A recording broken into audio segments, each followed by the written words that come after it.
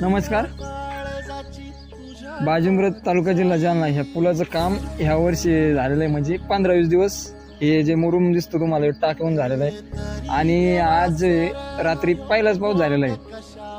तर पहिल्याच पावसामध्ये बघू शकतो तुम्ही एवढं म्हणजे इतकी पुलाला भेग पडली. आणि पहिल्याच पावसात इतकं असं पूर्ण जात होतं, पण थोडा पाऊस लवकर थांबला.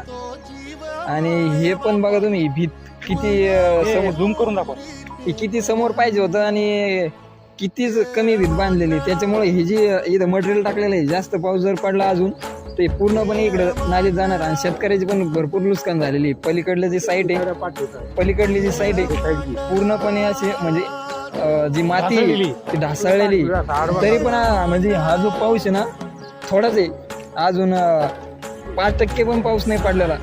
पहिल्याच पावसात जर एवढं नुकसान झालं, समजा बघू शकतो तुम्ही किती दबलं खाली. अजून याच्यावर जर चांगलं जड वाहन गेलं ते पूर्णपणे खाली दबून जाणार आहे.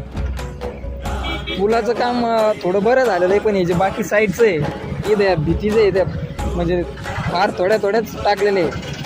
आणि याची जर समजा आता काय तुम्ही बघू शकता गाडी तेवढी काढ रे. आता गाडी कशी जाणार आहे. आता ती गाडी पलीकडे पडू शकते बरं का, कॉम्प्लेन झालेलं आहे. म्हणजे बघा किती बघा आता हे काय विषय. आता धक्का मारण्याच टाइम आलं त्याला. म्हणजे आत्ता काम झालेलं आहे पुलाचं 10 मिनिटं 10 दिवस पण नसेल झाले एवढे नुकसान होईल. बघू शकता तुम्ही आपल्या गाडीला पूर्णपणे. आता आम्ही इथं होतो, हे जे इथं याची जिम्मेदारी जी आहे, याची जी जिम्मेदारी आहे ते आता ही कोण स्वीकारणार आहे. जर समजा काही जीवितहानी झाली समोर, अजून समजा आज याचं काम नाही झालं आणि जीवितहानी झाली जर झाली कुणाला, तर याची जिम्मेदारी एक मिनिट आहे का. लोक सकाळी 5 वाजता काही कामगार कामाला होते, ते अंधाराची वेळ असते रात्रीची आणि उजेड नसतो इथं.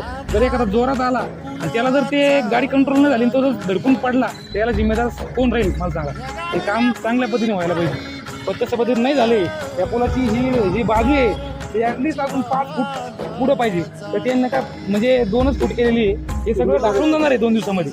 3 मीटर भिंत घेतलेली. ती जी भिंत आहे ना ती पूर्णपणे इथपर्यंत जर पाहिजे होती. आणि आता तुम्ही बघा काय अवस्था आहे. ती पूर्णपणे असं पाऊस आला सगळं असं खाली जाणार आहे नालीत. एक जर पाऊस 5 मीटरचा जो पट्टा आहे ना 3 मीटरच केलं, त्याच्यामुळे हे खाली गेलंय. हा ना. मग ही जी भिंत आहे ना ही पूर्णपणे असं समोर पाहिजे. त्याची जिम्मेदारी सगळी आता हे ठेकेदारावर आहे. ठेकेदार इंजिनियर. ठेकेदार इंजिनियर